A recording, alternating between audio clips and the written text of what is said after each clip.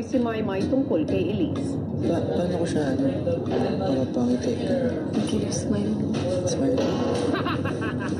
Smile ko? Pag nag-smile siya sa'yo, ibang tama yun. Dito na. Diba? Lapit. Lahat lang ka kasi. Kinakabahan ako.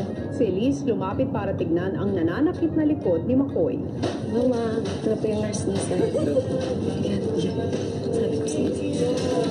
Siya po yung nurse. Saan na? Dito? Saan ka dito? Wala namang lamig, ma'am. Malamig siya. Wala pong lamig. Mawal saan? Dito. Gusto mo sa cheer tayo. Kulang ka sa smile. Ngayon mo ba hindi gagamitin yung smile mo? Nagalit mo si Nurse Elise. Pwede mo sa Sorry, kanya. ma'am. Dapat maging mabait ka sa kanya. Lilipat na lang ako sa ospital. Wag. Wala ng hospital na yun. Puno na sila. Dito ka na na. Kailangan pilitin. Yung nurse natin. Intindihin. Ano problema dito po? Problema siya sa puso. Ano ba nangyari sa puso niya? Saktan. Kailangan ko na lang nangyari yung puso niya. Mas lalo maging cold yan. Hindi na mag-usap. Dapat ipainit. Aray! Hindi na.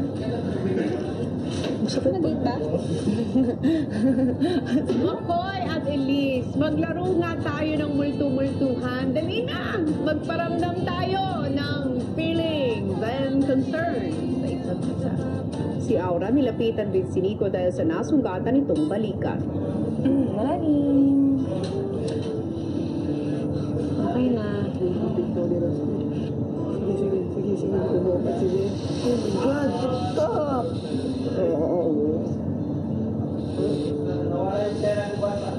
Sakit. Kada magtutungtong po sa akin yung flyers, pahapdi, parang napapasok po siya eh. Ikaw, may oras pa para matras. Hindi po ako atras kuya. Malabo po. Bakit? Eh kuya, sugat lang po to. Ang sugat gumagaling po kuya. Pero yung ginagawa po namin na yun kuya, hindi lahat ng tao nagagawa po yun. So happy po ako na nagkasugat ako dahil ginawa ko po ng proper at hindi po ako papayag na hindi matapos yung challenge na yun sa amin kuya. Kuya, habang buhay ko pong dadalhin to kuya. Kaya sobrang determinado ako at kailangan maging example ako sa anak ko na matibay ako. Kasi paano ko siya pagsasabihang maging matibay kung ako mismo sa sarili ko hindi ko pala kaya. Nakakabilib nga si Nico at ang iba pang housemates sa determinasyon ay pinakita nila sa kanilang cheer dance routine at sa anumang hirap na kanila pang pinagdaraanan. Pero ang tanong, manalo nga kaya sila sa kanilang ikalawang weekly task? Yan ang ating sabay-sabay na abangan bukas. Hello Philippines and hello world! Maliban nga sa pagkapanalo sa weekly task, isa pang nagbibigay ng lakas ng loob sa ating mga housemates ay ang taong malalapit sa kanila. At para lalo silang maging inspirado, isang task ang ibinigay ni Kuya. Narito, panurin nating lahat. Isa-isang binigyan ng housemates ng cheer fingers at tinanong sila ni Kuya kung kaninong larawan ang ilalagay dito at kung paano nila ito bibigyan ng suporta sa pamamagitan ng isang cheer. Nang handa ng lahat, isa-isang pinakita ng housemates ang kanilang pinag-aalayan ng cheer. Itong tao na to ay isang angel na binigay sa akin ng Panginoon na hindi ako pinagpala ng masayang pamilya, buong pamilya, pero nang dahil sa kanya, nagkaroon ng kulay ang buhay ko at ang pinakamagandang solusyon para sumaya ako ay gumawa ako ng sariling pamilya.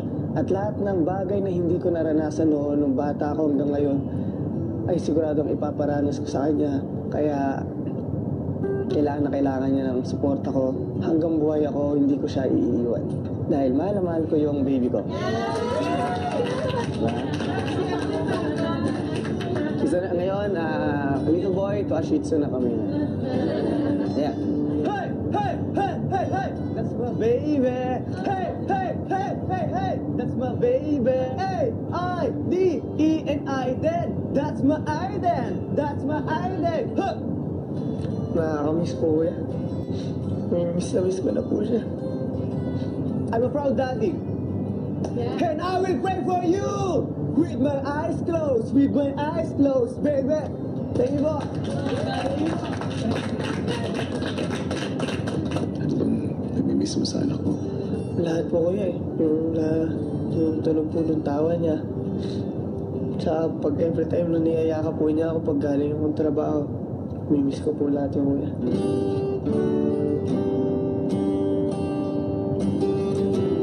Itong cheer na to, dinededicate ko sa kanya kasi